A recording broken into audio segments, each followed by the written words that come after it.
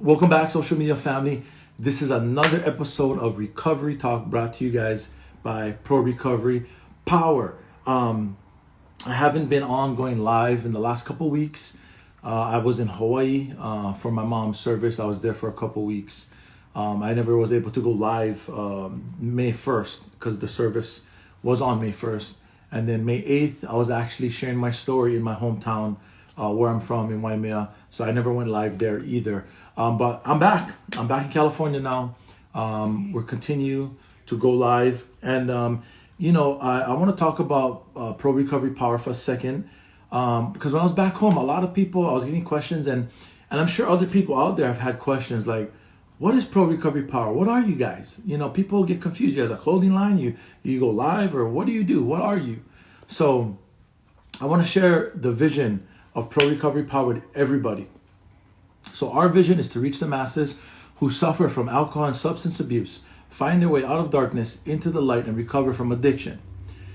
The objective for PRP is to take the message of recovery to the streets, treatment centers, schools, and all around the world through social media. In order to achieve this, our goal is to reach nonprofit status. So we are in the process of turning Pro Recovery Power into a nonprofit organization. That's what we're going to be. That's what we are. The clothing, the YouTube page, these live shows, our website, these are all tools that I use to help me get the person that's sick and suffering in front of me, so I can counsel with them, I can help them, I can minister to them. That's my whole goal. That's my whole vision. That is my mission, to help as much people as I possibly can that is afflicted due to this disease of addiction before I leave this planet. That is what PRP is about. Okay, so now that I got that out of the way, it's good to be back. It's good to be back. I have my guest today. Her name is Jessica. I spoke with her a little bit the other day. I got to hear a little bit about her story. I'm really, really, really excited to hear the whole thing in its entirety. But let me get her on right now and we can get this party started. Let's see. Bam, there she is.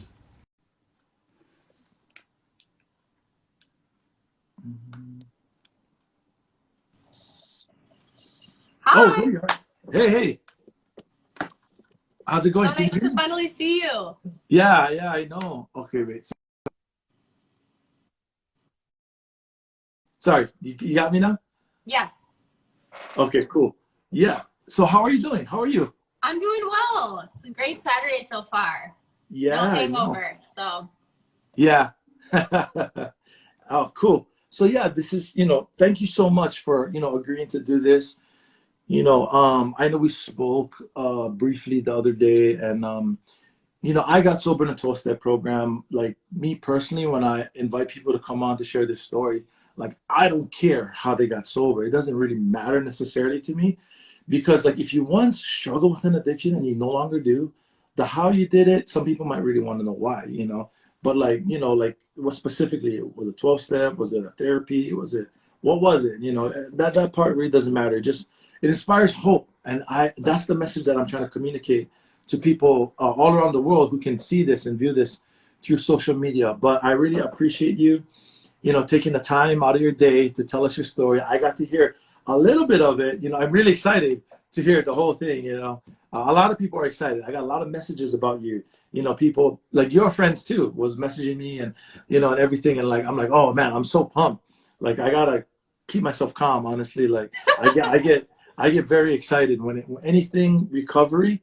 I'm on fire for it. So I do too. um, yeah, but thank you so much again for agreeing to do this. I really appreciate it. Absolutely. Before, Thank you for having me. yeah, before we get started into your story, I want to ask you a few questions. So the first one is, how long have you been sober? So I have been sober 19 months. It'll be 20 months, hopefully, on May 22nd. Oh, all right, congratulations. That's a Thank big you. deal. All right. See, we inspiring hope already. We just started. Yeah. And the next question is, where are you from? Minneapolis, Minnesota. Oh, okay, cool. And then, what was your choice in drink and or drug? So my choice was alcohol and Adderall, and other things mixed into, recreational drugs were mixed into, but primarily alcohol and Adderall were my go-tos. Yeah. Oh, okay. Right on. Okay. Before we get into your story, I just want to mention a few things to everyone that's watching, all the viewers. If you guys could, please, if you'll be so kind to go to our website, prorecoverypower.com. On the bottom right-hand corner, there's a little survey questionnaire. That I talked about the vision of PRP earlier. That will help move the vision forward into turning PRP into a nonprofit organization. And also, the last thing I want to mention is that every Wednesdays we have a Pro Recovery Power Hour. It's a similar to a 12-step meeting. It's a non-denominational meeting. All fellowships, all support groups, everybody's welcome to come in and join. It's mainly geared toward drugs and alcohol. But if you got you're a sex addict, gambling, food, whatever, you are welcome there as well. So without further ado, Jessica, I'll give you the floor now to tell us your story. Sounds good. I'm going to be honest, my brain got a little bit fried from all my years of alcohol and drug use. So I like to have some notes, but I'll try to go off the cuff as much as I can. Okay. But I'm Jessica. I'm an alcoholic addict. I had an unconventional upbringing. I was raised in a funeral home. Wow. My dad was the town funeral director. We moved around a lot. And then on top of that, I did suffer abuse as a child. So honestly, I think this is where the seed that chaos is normal was planted for me. When we were very young, my sister and I were both extremely well behaved in public. But even at an early age, I had a sense that I was the bad kid. There was this instance where we had moved away from a town and we wanted to go visit and stay with a friend, and the mom said that Jenny, my sister, could stay with them, but she didn't want me around her daughter. And that stuck with me as, feeling like the bad kid. I had my first drink at the age of 12, and I felt like I could act however I wanted and just blame it on this substance. Yeah. And I only got drunk a handful of times before I turned 18, but even back then, it was a form of escape, and if I was able to, I would drink to total oblivion. Right. When I went off to college, binge drinking was very normalized. And at the same time that I was getting this freedom to make my own choices, my parents were going through a divorce, and it was very contentious. And I definitely used alcohol as a way to escape this as well.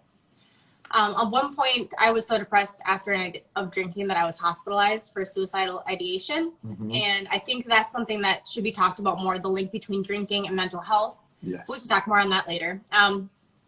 Don't get me wrong, I had an awesome childhood in a lot of ways, but it wasn't a childhood that prepared me for the real world. I felt like a deer learning to walk when I left home and started to make my own choices. Right. The first time I was arrested was in high school. For underage drinking. But the second time I was arrested, I was hammered, still underage, but an adult, and belligerent toward the police officers. And my uncle picked me up from the jail, and my grandpa told me that I was the third generation in our family to go to that jail. So genetics, am I right? I still didn't view my drinking as a problem at the time, though, because although I was blacking out regularly, so were my friends. But maybe I should have noticed that my friends weren't getting arrested. One night while I was drinking, I actually assaulted a girl who had hooked up with my boyfriend at the time. And everyone acted like it was so awesome, but in my gut, I knew I had done something wrong and something bad. And it didn't catch up to me right away. I moved to San Francisco to be with friends from high school, and I worked as a Segway tour guide. The summer I turned 21. It was an incredible experience. But at the end of the summer, I got a call from my school, and they had received a report about the fight I was involved in. And although it was off campus, it was against the student code of conduct. And I didn't know what to do. So I just told the truth. And I was kicked out of school for a semester. I lost my scholarship.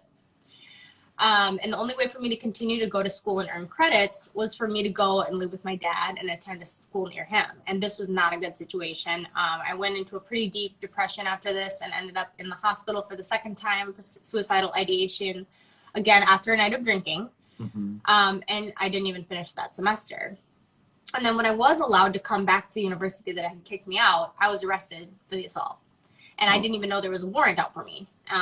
I spent the night in jail and I had to go to court, but I was lucky enough to only serve probation. And after a year, it was expunged from my record. Although now I'm talking about it publicly. So Yeah. the next semester, though, came one of the brightest moments of my adult life. Through Craigslist, I had found these group of girls who were looking for one more roommate to top off their house of 6. And they ended up becoming my best friends. For the first time in my life, I had this huge group of girlfriends, and it was just so much fun. Like, we drank, but it wasn't the center of everything. You know, at first, we just loved hanging out with each other and getting dressed up and flirting with guys and all the other fun stuff girlfriends do. And it was an awesome year. But the following year, some of them had graduated from college, while me and one of the other roommates still had 1 year left. So we moved in together. And while everyone else had stopped binge drinking for the most part, her and I like kept the party going. She even stopped, though. She went to rehab. And after college, I just found new bar friends who all wanted to drink the same way I did. And even though I was graduating from college, I got a job in bottle service. And this is when I was introduced to drugs. This was amazing for me at the time, I thought, because I could drink way longer, and a night out quickly turned into drinking all day and night for 4 or 5 days in a row. This led to weekends I don't remember, with people I don't remember, and slowly but surely drifting away from my core group of friends. I started dating a guy who made me quit my job in bottle service, but he was a heavy drinker and drug user and was physically and verbally abusive. I left that relationship feeling completely worthless. And I would say that that was the lowest point in my life. He told me that I would never find love because no one could ever love someone like me, and that I was too fucked up for my childhood, and I believed him. I threw myself into the party scene head on. Going out every night that I could with people that I barely knew. I missed family events. I became completely unreliable. I mean, it was dark. It was actually during this time, though, that I met my current partner, and he helped me set goals for myself and want to be better. I got my first like real job out of college, and although the stability was incredible, the alcohol use didn't stop. I just started limiting it to weekends, and I would struggle through the work week and wait until Friday when I would start drinking in my car at noon. After 2 years of this, I was fired, but I ended up failing upward into my current job that I love.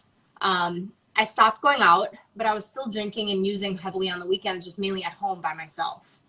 My partner was fed up with my bullshit. So in an effort to not disappoint or embarrass him or myself, I would just stay in. In January of 2019, something changed. I was about to turn 30 and I wanted to be better. It wasn't cute anymore. I mean, it never really was, but it really is not cute as you get older. And I decided I was going to try and quit drinking. I stopped for 30 days and then decided to reward myself with a vacation. I had a couple of drinks on vacation and thought, oh, maybe I'll just drink on vacation now. Except while my partner was having like a few pina coladas on the beach, I was hoarding a bottle of vodka in our room and taking drugs to keep going through the weekend. I stopped drinking again when we came home, and then we took another trip for his birthday, and I pretty much ruined it by blacking out the first night. After that, I quickly got back into my normal drinking routine. My sister and my partner threw me an amazing 30th birthday party, of which I only remember bits and pieces, and I was a drunk that whole summer. In the fall, my partner said to me, you know, it was really cool when you weren't drinking. I like that. So I said, all right, well, I'm not going to drink until we had this wedding we had coming up, which was a month out. And he left for the weekend for a guy's trip up north, and I had no intentions of drinking. My sister came over. We decided to go to a movie, and, you know, it seemed harmless until I started justifying that I deserved a drink. She actually blacked out at the movie, and she told me I could tell this part. So our friend took her home, but since I had been taking drugs, I didn't feel as drunk, and I thought I would be fine to go out. I don't remember anything from that night. I woke up scared on my couch with no phone. I don't know how I had gotten home. I experienced the worst shame hangover of my life. I guess in recovery, we call this moment incomprehensible demoralization. Yes. Yes. My partner was terrified. He didn't know how I got home, and he couldn't get a hold of me. And there was this voice, and I remember it loud and clear. It was like someone was actually talking, and it said, "You can't live like this anymore." And that was on that was on September 22nd, 2019. And I always remember my sobriety date because there's that song that's like, do you remember the 21st night of September? That's and I don't. Earth, Wind, and Fire. Yeah. And I don't remember the 21st night of September, so I stopped doing the 22nd. Yeah. So I white knuckled my first 6 months of sobriety. I actually pledged my sobriety through this app, which is really awesome, by the way. It's called I Am Sober for anyone that's newly sober and just dipping their toe or sober curious or trying to cut it out for a while. It's awesome. You can pledge your sobriety. There's a community of people on there that have been sober the exact same amount of time as you, so you can kind of bounce ideas off each other. But when I was approaching the 6-month mark, I had a friend who had been in recovery for many years, and he asked if I would like to go to a meeting. And this is when my life truly began to change. I work a 12-step program with a sponsor, and let me tell you, step 4 is doozy. I thought I had been this amazing friend and partner and sister and daughter, and I realized I stopped being those things a long time ago. Right. I'd lost myself, who I wanted to be, to alcohol and drugs. I was resentful, jealous, selfish, narcissistic, and just a right piece of shit, to be honest. Yeah. And this program truly gave me my life back, or rather, it gave me a life that I never thought I could achieve, or that even one that I deserved. I felt like I finally found my people. This group of outcasts and drunks were the coolest people I've ever met, honestly, in my life. And they show up every day just to be better and just to help others who are still struggling find peace. And slowly but surely, the promises have started to come true. I got a huge promotion at work. I'm reliable to my family and friends. I root for other people's successes instead of feeling jealousy or a desire to tear them down. There's a saying in the program to focus on cleaning up your own side of the street. Yeah. And it sounds simple, but when you live like that, life gets so much easier, so much more peaceful. My sister also found sobriety. I wanted so bad to push sobriety on her for the first year or so, but people don't, something you learn quick is that people don't get sober when they need it. They get sober when they want it. Absolutely. And that's such a hard pill to swallow, especially when it's someone close to you, but it's true. And having my sister in recovery with me is one of the coolest things I could ever imagine. But I can't believe I'm saying this, but I'm going to wrap this up with a Matthew McConaughey quote. My partner, Ryan, he sent me this video of Matthew McConaughey accepting this award. And I just really stuck with me. He said, in order to get out of bed every morning, he needs 3 things: something to look up to, something to look forward to, and someone to chase. And for him, he said that something to look up to is God. I use higher power, but tomato. The more I give it up to him, the easier my life is.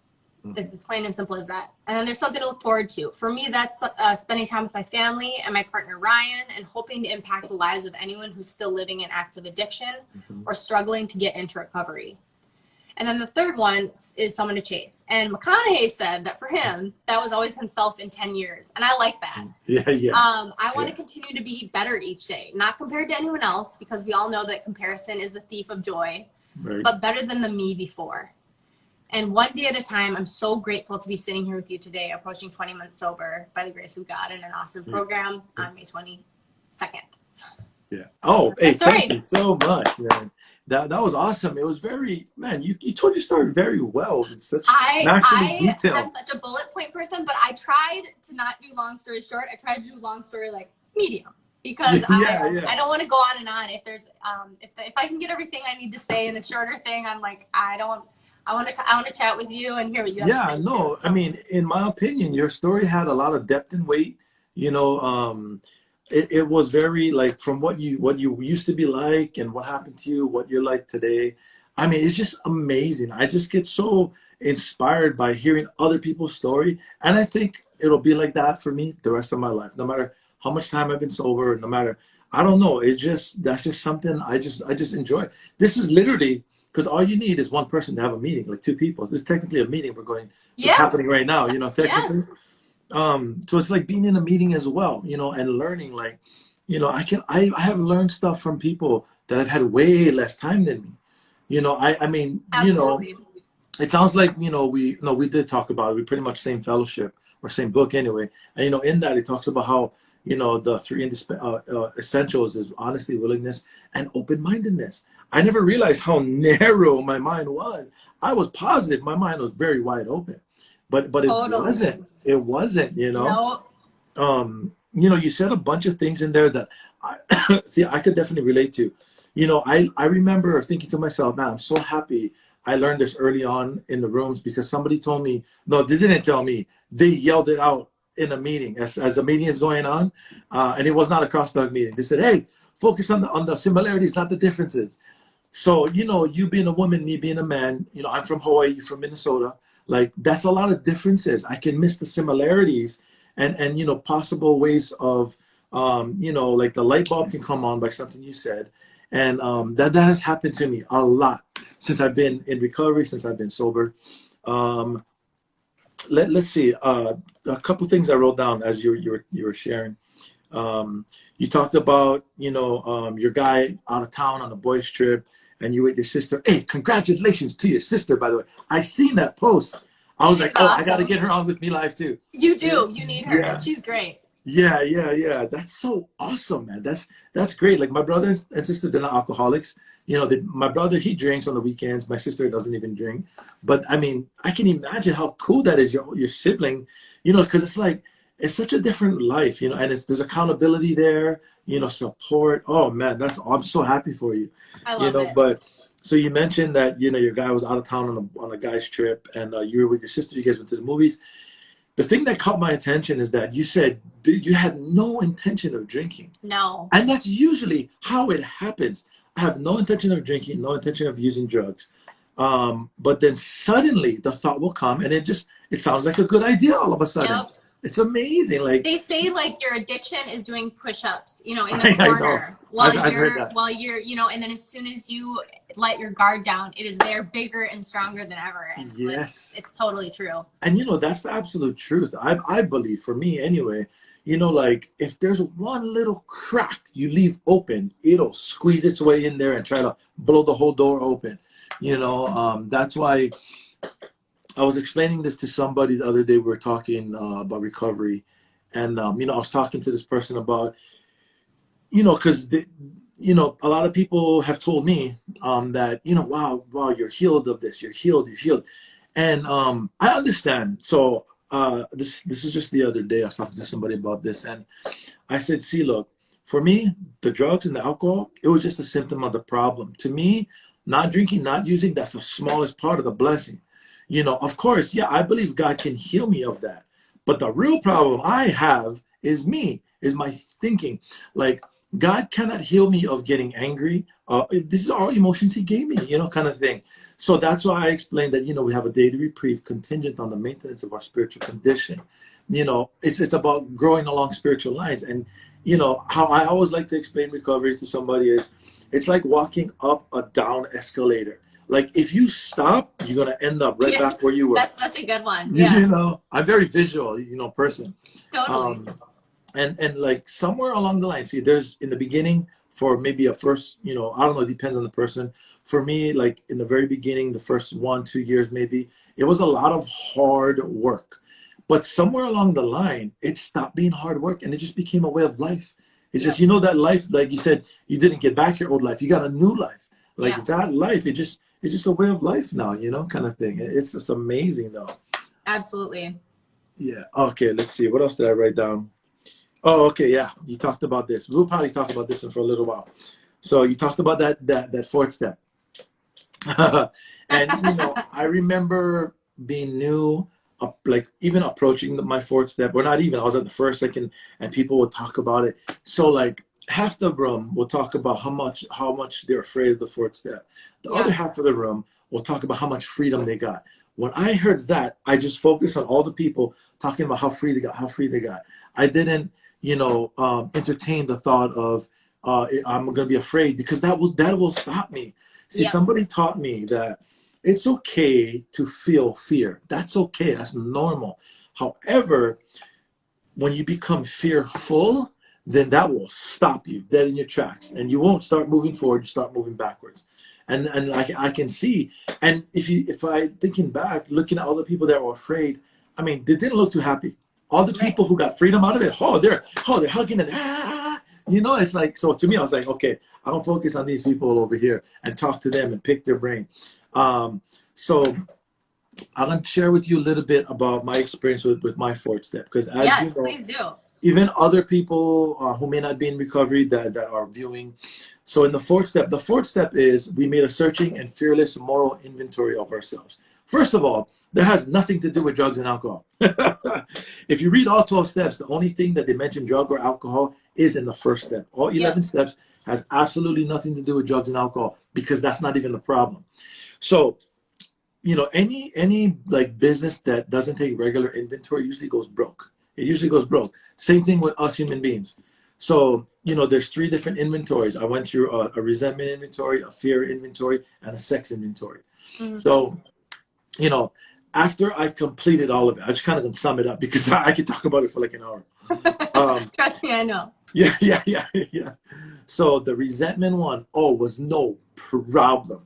I mean, just give me the pen. I wrote, you know, I was very straight victim. Everybody did me wrong. Everybody owed me. I had an entitlement mentality. I don't owe you, but you owe me for some reason. And, you know, like I forget that, look, like I set the ball in motion. Like I hurt you, you retaliated. But for me, I didn't realize I hurt you. I just because I'm so selfish. Yeah, I'm not your even part in it gets lost. Yeah, exactly. So, you know, I get to the resentment part, why I'm angry, the person, why I'm angry, what part of self did it affect, and da-da-da-da-da.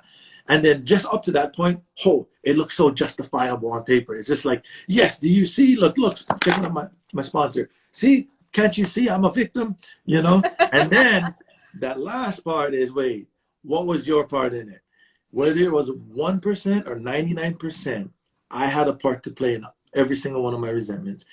It was amazing, like, because I no longer was a victim, and I had proof on paper in my own handwriting. You know, after I completed my fourth step, I stopped cutting myself and blaming the knife already. At that point, I was able to take responsibility for where I was in my life, because that fourth step, I believe, it was designed to introduce me to who I really am. And I found out, oh my gosh, I'm not the nice guy I thought I was. That one was so like heartbreaking for me, because, you know, chasing a drink and a drug for so many years, I developed a certain way of thinking and behavior. And I would lie a lot. I had a master's degree in deception. And so I would lie to myself the most, and I would buy my lies. So like when the truth on paper, when I can see it with my own eyes, I was like, oh no. But the good news is I had the opportunity to make adjustments and changes. I was excited about that part. I was relieved from the bondage of self after that, right there. Oh my gosh, it was such a freeing experience. But I don't know, is there anything you want to add on or share about that fourth step? I totally agree. I mean, I thought of myself as like total victim mentality, total like just poor me. Yeah. My sister likes to say, pour me a drink.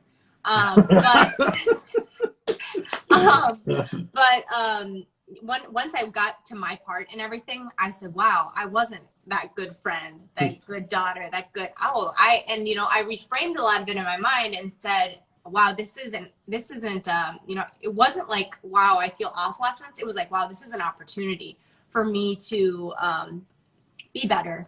And I, it's something that you continue to do. You don't just go through the steps once, you continue to do it. And each time you find something else out new.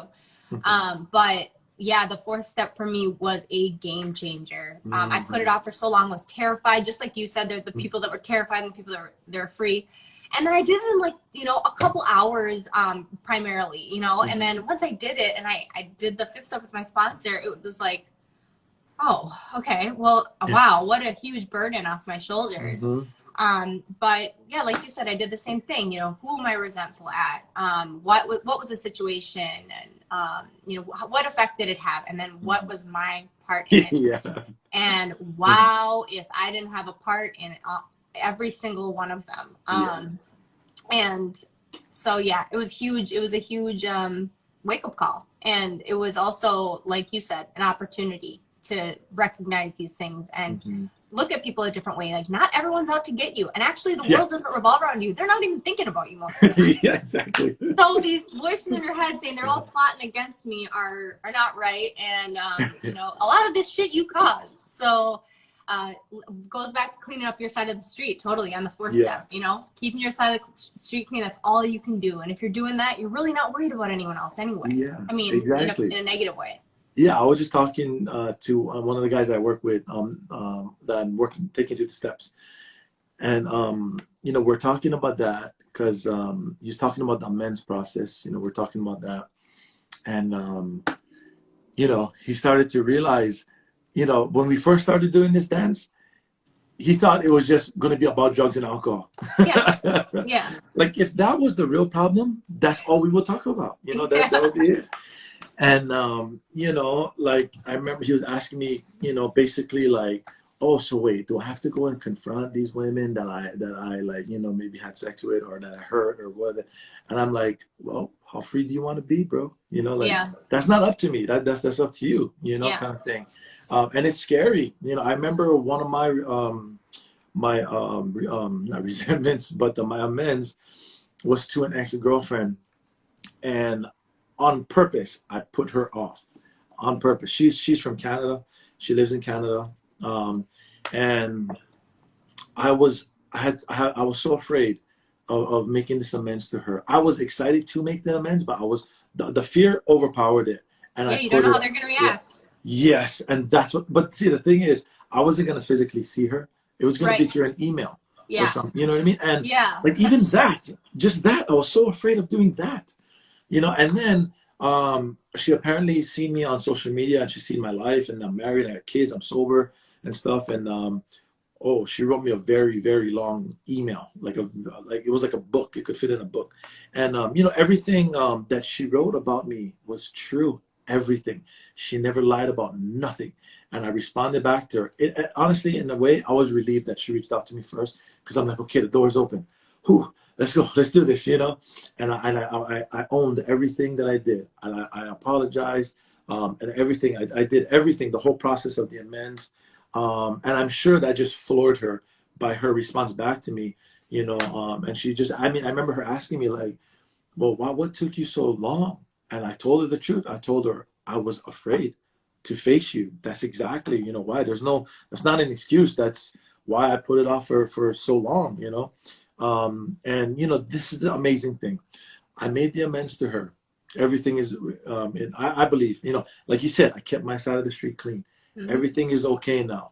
My mom died 2 months ago, and she reached out to me to, you know, to express her condolences. Amazing. Yeah. I've done so much damage to this girl. She should hate me for the rest of her life. Mm-hmm. But I'm just, I don't know. There's got to be something to this recovery process. And, you know, I mean, it's amazing how it works, you know, and then the freedom you get from it, and the relief, you know, like that fourth step you said, it's just like a big burden off your shoulders. Oh, yeah, man. And when you take that ownership too, I think people, it can let their guard down a little bit and see you in a different light and say, you know, that's all I really wanted from them, is for them to take that ownership. Right. And people surprise you. So yeah, not all of them are very nice, you know what I mean? Yeah, some of them are like, yeah, you were a piece of shit. What of it? And you're like, okay, well, I did my part, so you never. But you know, the majority of them, they're like, oh, you don't have to do this, or they're like, I really appreciate it because I've been waiting a long time. You know, I didn't know if you would make an amends to me. Right. I've had friends that are like, please don't make an amends to me because I said I'm sorry so much, like in early sobriety before I even started this stuff. So like, you've yammered on about it enough. But I think just taking accountability, it just shows people a lot that, like, you know, you realize that you're the one that messed up, and you take ownership for your part in things. That's all you can do.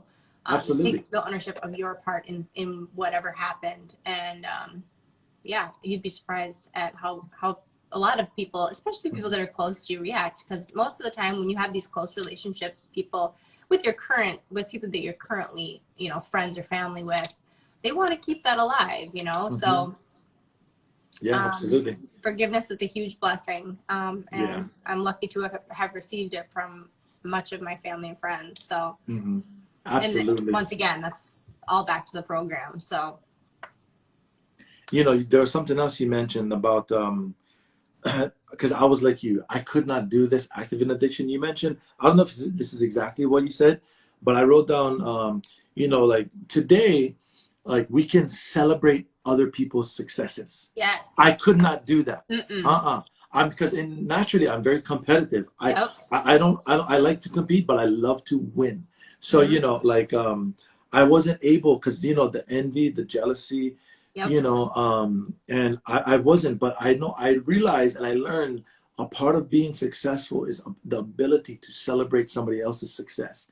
100%. You know, like with what I'm doing today with Pro Recovery Power, the counseling thing I got going, the nonprofit. Anybody has a question, anybody wants to pick my brain, I don't hoard. Oh, no. I don't want them to outgrow me. I don't care. Because the bottom line, it's about saving lives. I don't care if you become more popular than me. I don't care. It doesn't matter. I'm going to still do what I'm put here to do, period. You know, I'm not threatened. I'm not threatened by other people's success today. And that's night and day from when I was in active addiction to now. I mean, I was petty, and I was, if I saw someone that, you know, got more, I mean, Instagram was actually a huge trigger. It was like constantly comparing myself. And after now, Instagram is this amazing place where I can find other people who are sober, and everyone, it seems like most of the people that are in the sobriety and recovery community are so supportive, and they just want to see you keep that light on, and they want to see you keep coming back, you know? So I know, it's amazing. The love and support I feel from all my sober brothers and sisters, like all around the world through social media. It's amazing. Like, that's one thing that I'm grateful for. You know, like, because the pandemic happened. If that never happened, I wouldn't, all you guys, I wouldn't know, you know? I know. You know what I mean? Yeah. You can meet people from all over the world. Like, I feel so close to people that I've never met. Yeah, I know. It's crazy. It's so awesome. And they're just, like I said, these are people that just show up to better themselves and to better you. And that's the best part of it. There's no money. There's no, you know what I mean? It's just, there's no access to grind, no lectures to endure, you know, no fees to pay, you know. Oh yeah. And like, I was just talking to my wife about this, about like, man, you know, all my friends I made, you know, through social media, like we got to start flying to these different states and places to go meet them, you know, like I cannot wait to do stuff like that, you know? Totally. Yeah. I know. I hope they have sobriety meetups and stuff after I hope they start doing those again after the pandemic. I love that. Yeah, that would be awesome. I know. I see, oh, my friend Morgan there, the Sober Unicorn, she'll be out here. I forgot exactly when, but I've never met her yet. She went live with me. Hope she has an amazing story to tell. Oh my God. Awesome. Yeah, you can go back and watch it. You can? Yeah, okay, cool. I post. FYI, I'm gonna post this after it's over. That is great news, because my sister actually has friends in the deaf community, and she wanted to add some subtitles. And Instagram is working on doing auto-generated subtitles. But she has some good friends in the deaf community. They're actually also in recovery, and they wanted to be able to watch this. So she's translating it all in the other room. Nice. Oh, that's awesome. Yeah. You know, because right after this, typically is what I do. Like after where the live shows are over, I will post it. Then I will put it onto our Pro Recovery Power YouTube page, and then I'll send it to all my guests. Cool. I send it to all my guests. Yeah. Yeah, it's gonna be awesome. So wait, you said your sister. You said your sister is there right now in the other room? Yeah. Oh, okay. We're gonna let her know. I don't know. Is she watching this? Is she on? I think so. She might be recording it so that she can translate it afterward. Okay. Well, that's not how you say translate. You can relay the message to her. I can, if you're watching. What's your sister's name? Jenny. We have to go live as well. You know, and then she will for sure. Yeah, you know, Instagram, you can have 4 people live at the same time now.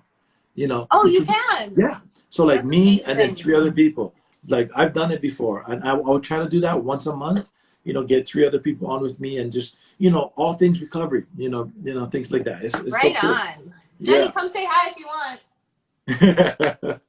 So the last thing I wrote down was you talked about, you know, like being a better you. Oh, there she is. There she comes. Hi. Hey, aloha. Aloha. Hey, congratulations. How much time you got now? 7 months. 7 months, a big deal. I remember the days I couldn't stay sober for 7 seconds. Amazing. Congratulations. Thank you. But hey, I will, if your sister could, if you could, Jessica, send me her Instagram. I can reach out to her directly. Absolutely. Yeah, nice. Thank you guys. Sorry, I interrupted you. No worries. It's all good. So you said, like being a better you, it made me start to think about, you know, because instead of comparing, you know, I would do that all the time, man. Active addiction, you know, like my competition is me yesterday. Oh, it was the Matthew McConaughey thing. Yeah. You know, him in 10 years. That's where I had the thought, you know, because my dad would always tell me, look, you are your competition yesterday. Like he always would tell me that. So always compete with you. That helps me personally to stay in my lane. The huge trap that I've seen that people in recovery fall into is we start going, oh, we start comparing my recovery with somebody else's one. And we start getting into their lane and telling them, oh, you should do this, you should do that, don't do this. It's a program of suggestion, first of all, you know, but some people, they're doing that out of like, not trying to control, they have a sincere desire to be helpful, but it's coming off like, do this, do that, do that, do that, do that, you know, and that's people get turned off by that, you know, like, get totally. In Minnesota, we say, keep your eye on your own bobber. Oh, okay. That's a good one. Okay, Jessica, now as you're winding down, I'm going to ask you 5 questions. So the first one is, what motivates you to stay sober?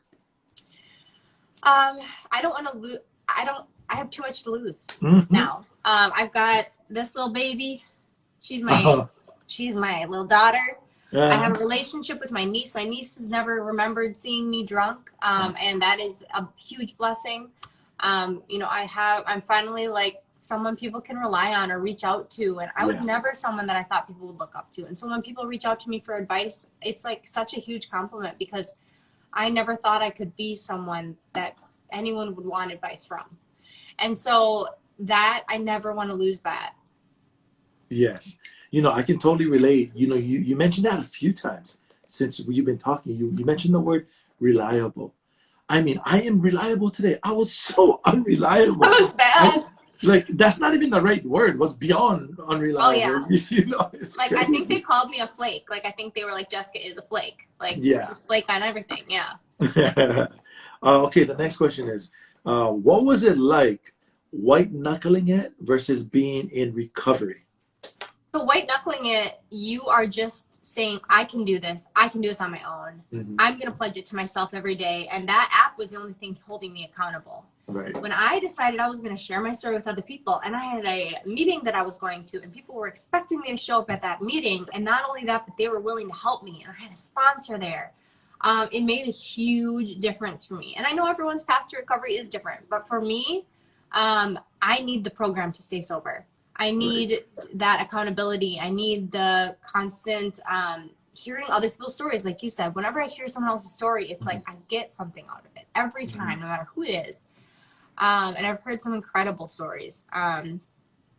So yeah, white knuckling it, while it worked for 6 months, I don't think it would have continued. As we started the pandemic, right when I started, luckily, Zoom meetings, where I got to meet people from all over the world. But had I not had that, going into this pandemic, I would have been alone with my thoughts. And I don't know if I would have made it. I can't say yes or no, but I think there's a good chance I wouldn't have without a program.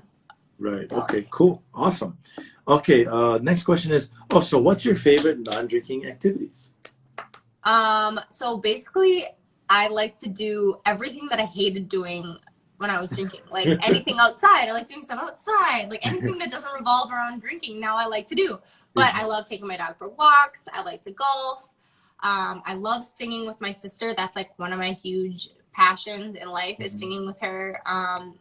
We are in an a cappella group and like low key, like stuff that would make me sound like a 65-year-old is all stuff that I like to do.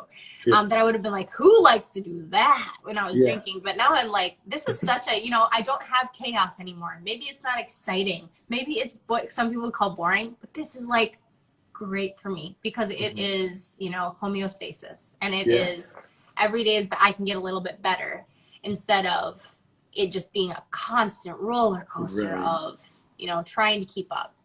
Yeah, I can relate. Yeah. And And I love for hanging me, out with my partner too and watching movies with him. I gotta give him a shout yeah, out. yeah. It's funny because I can relate to you.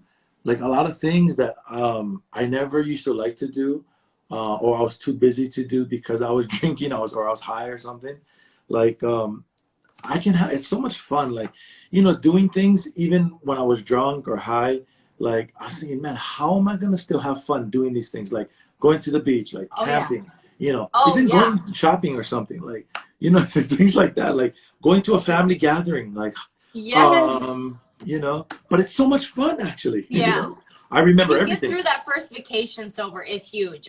Because Hmm. you're on the beach and you're like, wow, it'd be really nice to have a drink. And when you go through it and you don't do it, and you remember the whole vacation and you got to have fun in the sun and you got Yeah. to bed, you had this bed at a decent time, so you wake up all excited to get your coffee in the morning. There's nothing better than that. So Yeah, yeah. My favorite day of the week is Saturday because I mean, although I would like at a certain point, I drank and used for 20 years, but at yep. a certain point, I was doing it all the time, like every day almost. Well, 2012, I did drugs and drank every day.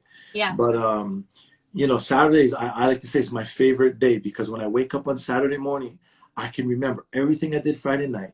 All my money is in my pocket. I didn't crash my car. I didn't hurt nobody. I didn't take advantage of nobody. Oh my God, that's like my favorite. On top of that, I get all my live shows I do on Saturday and everything. I get to wake up to a wife and a son. It's amazing, amazing. Let's see. Absolutely. Okay, next question is, how did you find a sense of purpose in the recovery community? It kind of like just fell into my lap. Like I'm also a vegan, so like my page primarily before that was targeted toward just like vegan food, showing people like we can eat like everyone else. But I actually once I started posting about my sobriety, it helped hold me accountable, and then I got all this outpouring of people like think I might have a drinking problem, or I think I might have this, and do you have a meeting I could go to? Mhm. And I know a lot of people say that their purpose, but I really feel a calling to, it's not like my job. It's not Mhm. something that I want to be my job because I don't want to start to resent it. But it is something that it brings me the most pride is Yeah, when someone reaches out and I'm able to say, I do have a solution for you. Here it is. And whether or not they take it, that's not on me. But the fact that they feel comfortable enough to reach out and that because I recover loudly because I don't want other people to sit there and struggle in silence. hmm, So that is probably my biggest purpose, I feel, it's attraction rather than promotion. right. I just want to show this is my journey. And if people feel called to private message me or reach out for help, then that's awesome. Yeah, you're reliable today. That's why. Yep, all Yeah, reliable. yeah, I know, but that's so amazing. As you're speaking there, you're like, I'm thinking, man, this girl's starting to sound like me. Because I'm the same. I'm the same exact way. Like addiction, out of it, it birthed a purpose for me. Yep, Like I literally, my life was spared to help other people that struggling with addiction. that's how I That feel is too. that is the reason why I'm still alive. I mean, Hmm. of course, I'm a husband and father and everything Yeah. like that. But you mentioned the word calling. That's another thing. I feel God called me to do everything that I'm doing today. Like I became a counselor and all these things. I have my own experience, the nonprofit, all these different things like, meetings and, because eventually PRP, we will have our own treatment center. We will have sober livings. Like my vision is huge That's for this, incredible, by the you way. That know is so cool. because I love to help. I love to help people, Yep, even active in my addiction. But the selfishness and self-centeredness just took over. absolutely. I was literally incapable of having Yep, the correct motives of showing somebody else love. It was yep. always, I'll get something back from you. That's all. Hmm.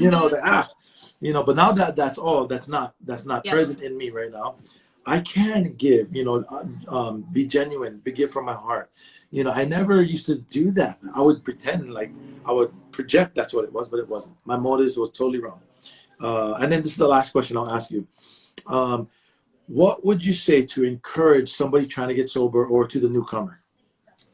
I would just say like your life doesn't have to be this hard, and you can try it. And no one's saying you have to be this way forever, but give it a shot. Go to a meeting or reach out to someone who's sober if you're sober curious, because your life can be so much easier. And it sounds so cheesy, but like, you can have a life beyond your wildest dreams if you just, you know, make some changes one day at a time. I mean, you're just asking for 24 hours, but try it for 24 hours and see what happens. Absolutely. You know, they say the Guinness Book of World Records for the longest amount of time somebody stayed sober was 24 hours. That's all we got. That's all we got. Absolutely, that's all we got. Yeah, yeah. Well, Jessica, this has been wonderful. Thank you so much for this. You know, I'm really excited. We definitely, I will contact you again. We will do a little roundtable thing. You, maybe you, your sister, someone else, you know, because I love doing these things. I love spreading the message of hope. It's so cool that you suggested this. Yeah, and you know, I'll contact you actually as soon as this is over, to talk to you a little bit more about other stuff. So, but anyways, I really appreciate you coming on. Thank you so much, and I'll be in touch. Absolutely, much love. Thanks for everyone who joined in, and one day at a time. That's right. Bye. Take care. Okay, guys, so that was Jessica's story. If you have a story to tell, or you know nobody that has a story to tell, please reach out to me. Send them my way. I would love to hear it. I would love to get these people on my platform to spread the message that recovery is possible. So I'm going live again today with Willie. He's a co-host on the Other Side of Hell podcast. We're going to go live at 6 p.m. Pacific Standard Time. That's in about 5 hours. So we'll see you guys then. Thank you.